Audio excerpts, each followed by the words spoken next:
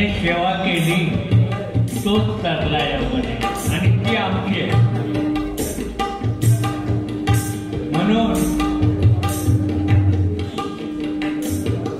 मागच्या 2-4 वर्षापूर्वी मला एक सौम्य असा अटॅक येऊन गेला.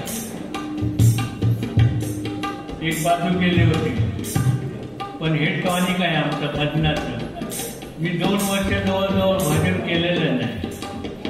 घरून मला विरोध होता, पण ह्या सगळ्या माझ्या शिष्य लोकांनी असं ठरवलं की यांना आता पुन्हा भजनात आणल्याशिवाय यांची तब्येत चांगली होणार नाही. आणि ह्या सगळ्यांनी मला पुन्हा भजन करायलाच पाहिजे म्हणून सांगितलं, आणि ह्यांचे आभार मानायला पाहिजे. आता हे सगळे शिष्य आहेत माझे. हे 2 जण सोडले ना तर बाकीचे सगळे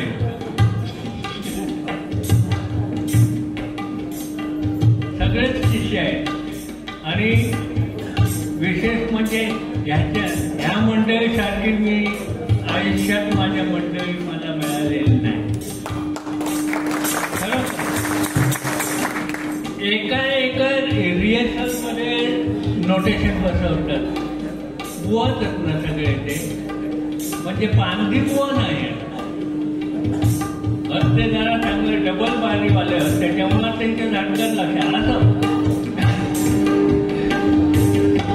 आम्हा बुवा लोकांचं भजन हे एक टॉनिक आहे. आम्ही जोपर्यंत भजन करत आहोत तोपर्यंतच आमचं जीवन आहे. भजन सोडलं की संपलं.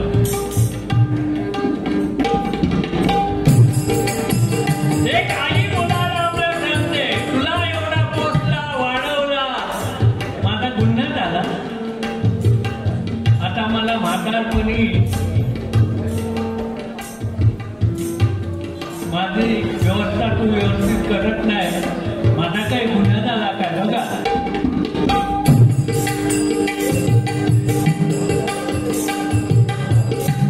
मंडळी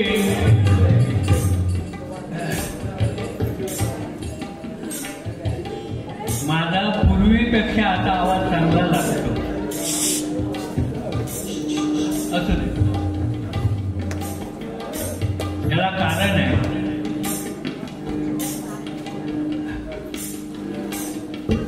माझ्याजवळ एक गाय पाळलेली आहे, देशी खिल्लार म्हणून. आणि रोज सकाळी उठल्याबरोबर त्याचं गोमूत्र मी पितो. खरं वाटणार नाही सगळ्यांना, पण सत्य परिस्थिती आहे. आता एवढी आहे. तेव्हा कुणाला जर आपला आवाज चांगला सुधरावा असं वाटत असेल तर एक गाय पाळा आणि रोज गोमूत्र पिया, आवाज बघत असतो. तू पण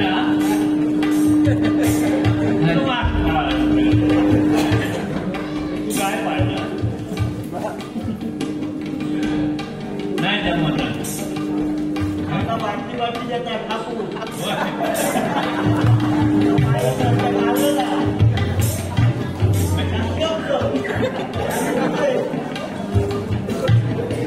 आणि खरोखर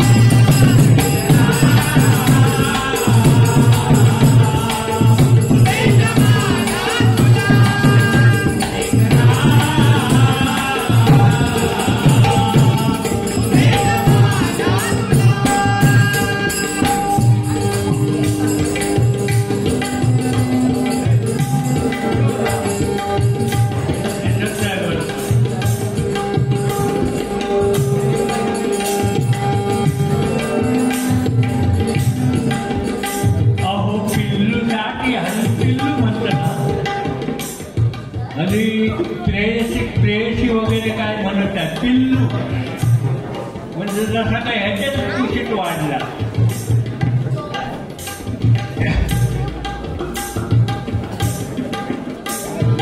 पिल्लूसाठी अहो पिल्लूसाठी जन्मदाता आईला मारुनी. जन्मदाता आईला मारुनी. पिल्लूसाठी जन्मदाता आईला मारुनी.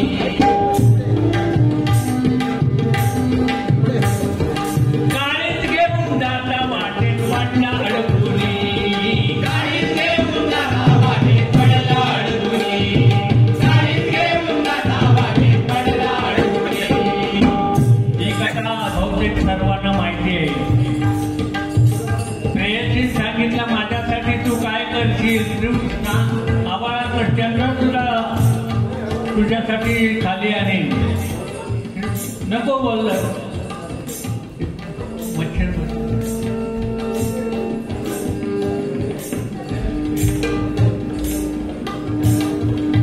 तुझ्या आईचं काही जाणून दे असं म्हटल्यावर तो गेला. आईला मारलं. हे कथा सर्वांना माहिती. वाटेत ते काळीज घेऊन जाताना एका अडखळून पडला. काळीज एका बाजूला आणि तो एका बाजूला. आकाशवाणी जशी होते तशी आकाशवाणी झाली तिथे की बाळा तुला काही लागलं तर नाही ना. हिला आई म्हणतात. नाहीतर आमच्या शेतकऱ्यांच्या नाही हो.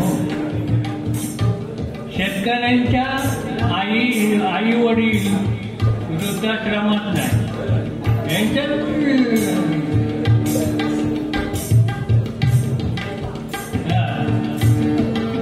एक बघा डॉक्टर मुलगा झाला. बायको डॉक्टर अमेरिकेत राहायची आणि आई इकडे इंडियामध्ये भारतामध्ये. तो माणूस दरवर्षी लाखो रुपये त्या वृद्धाश्रमाला द्यायचे. लाखो रुपये द्यायचा. सगळं काही व्यवस्थित चाललं होतं. आणि जेव्हा आई त्याची इथे गेली तेव्हा त्याने काय सांगितलं, मला ताबडतोब येता येत नाही, तेव्हा तुम्ही इतर अंत्यसंस्कार ओळखून घ्या. नंतर आल्यानंतर 10व्या-12व्या दिवशी जेव्हा चिठ्ठी तिच्या बॅगेमध्ये चिठ्ठी मिळाली, त्या चिठ्ठीत लिहिलं होतं, बाळा, आईने लिहिलं होतं, बाळा तुझं सगळं ऐश्वर्य ऐकून दरवर्षी तू ह्या वृद्धाश्रमाला लाखो रुपये देतोस. माझी सगळी व्यवस्था चांगली होते, सगळं काय बरं आहे. मी असं ऐकलंय की तू मोठा महाल बंगला बांधलाय आणि 2 टॉमी पाडले आहेत आणि त्या टॉमीना 10 बाय 10ची खोली आहे असं मी ऐकलंय. पण त्या चिठ्ठीमध्ये काय होतं, ज्या ठिकाणी तुझ्या टॉमीसाठी 2 खोल्या आहेत पण तुझ्या त्या बंगल्यामध्ये माझ्यासाठी एक 10 बाय 10ची खोली नाही. अशी परिस्थिती सध्या आहे.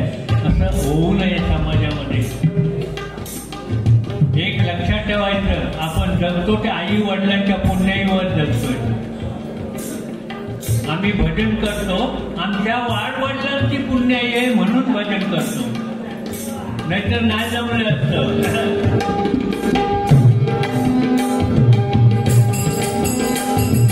पिल्लूसाठी जन्मदात्या आईला मानली, काळीज घेऊन जाता वाटेत अडला अडकुनी, काळीज घेऊन जाता वाटेत पडला अडकुनी, काळीज घेऊन जाता वाटेत पडला अडकुनी. काजल येई ध्वनी जशी झाली आकाशवाणी, काजल येई ध्वनी झाली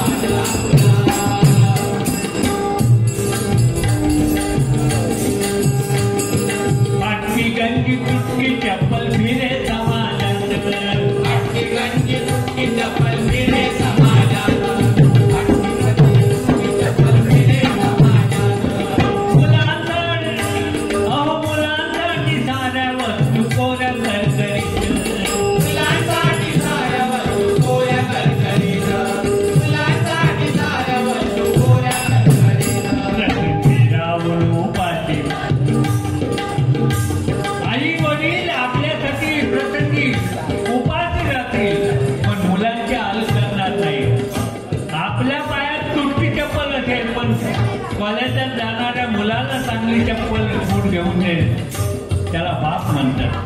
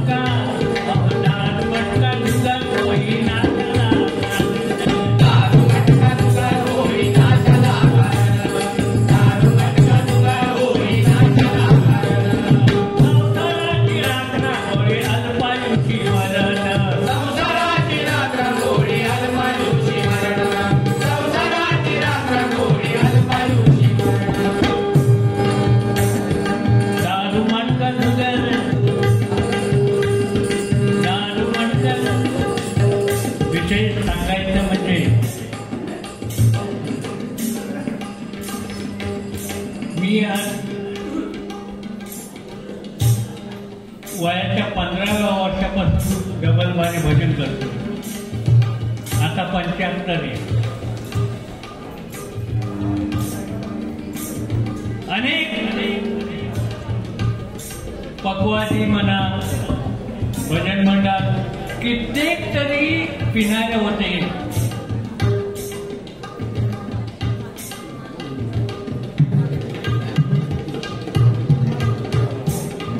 पण अंगाला अजून टच लावून म्हणजे दारूच्या घोटाला ठेवलं नाही आणि म्हणून अजून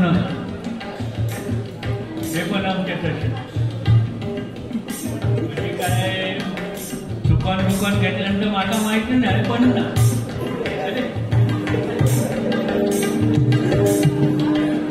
पाया पडता म्हणजे मी मोठं आहे याच्यापेक्षा पाया पडता आणि हात उगारता मारून म्हणजे काय बोलायचं.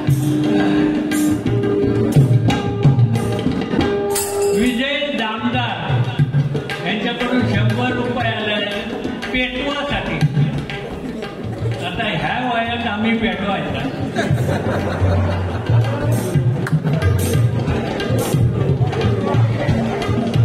पेटू करतच नाही पण उद्या सकाळी तुम्ही सांगता काय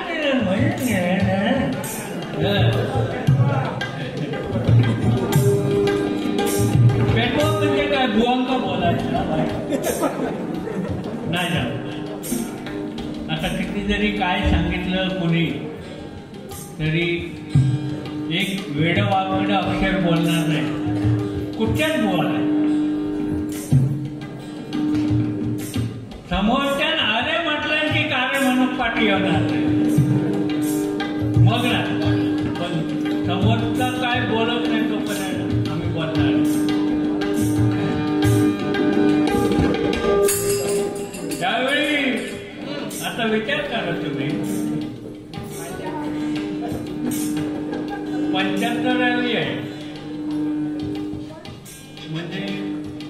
74 चालू आहे.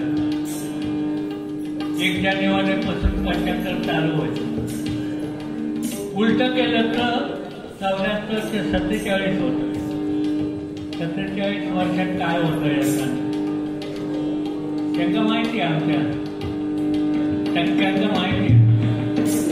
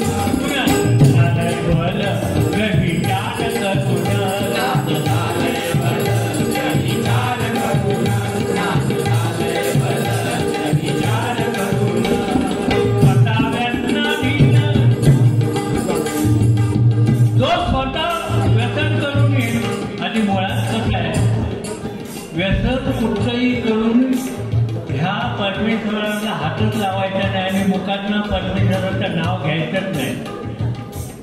उलट पाप लागतं. ते व्यसन करायचं नाही. कोणतरी अति पिणारा असेल तो शिवाय देईल मला, पण त्याला म्हणावं तुझी भयन दारोड्यात घेऊन बघ, मग सांगतात तुका दारूचे परिणाम काय असते.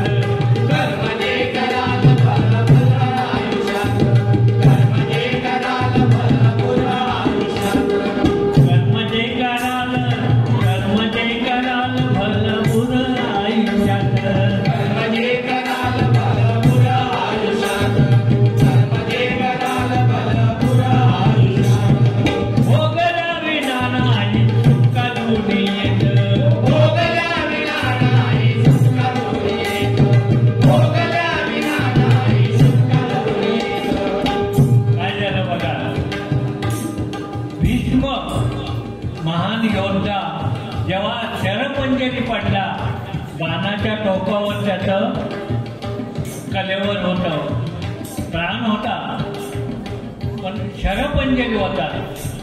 तेव्हा श्रीकृष्णाला भीष्म विचारतात की मी आयुष्यात कोणाचं वाईट केलेलं नाही, मग माझ्या नशिबी असा बाणाच्या टोकावर मला ठेवलेलं, याला कारण काय? तेव्हा कृष्णाने सांगितलं तू कुठच्या तरी जन्मामध्ये वाईट कर्म असं केलं असेल म्हणून हे भोगतोय. तेव्हा सगळे जन्म शोधून पहा. भीष्म नंतर एक एक जन्म मागे जाऊन पाहिला भीष्माने. मागचे जन्म शोधले, कुठे मी असं काही केलं होतं काय, तर त्या 52व्या जन्मामध्ये मागच्या 52व्या जन्मामध्ये त्यावेळी पण तो राजाच होता.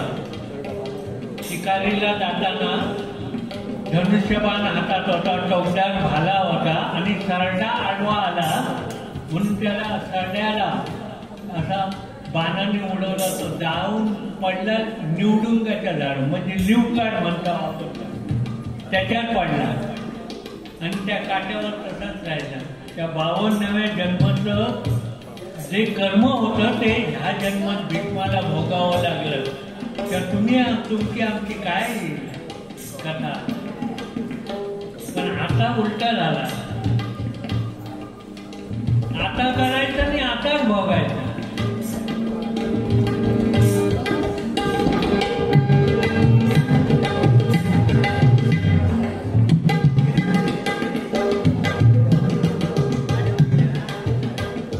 अनंत तेली 100 रुपये याच्याकडून आले. कैलास वर्षी परशुराम बुवांची आठवण आली.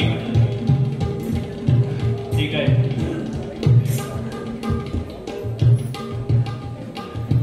धन्यवाद. परशुराम बुवाला मी माझ्या वडिलांच्या ठिकाणी मानलं. एकाने कोणीतरी मागच्या एका भाषणामध्ये कमेंट केलेले आहे, तुमच्या माहितीसाठी सांगतो.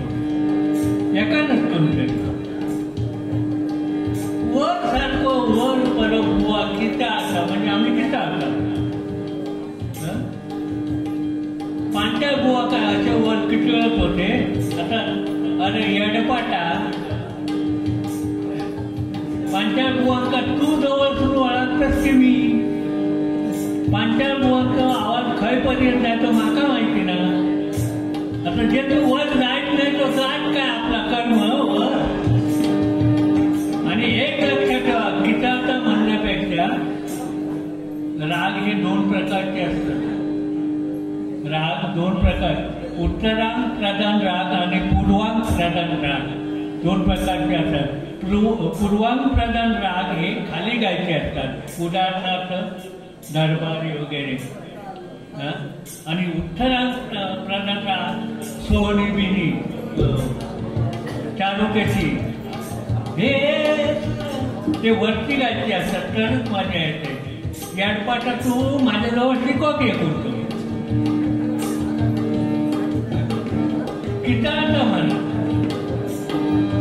नाव घातलं नसतं ना, घरी जाऊन आला.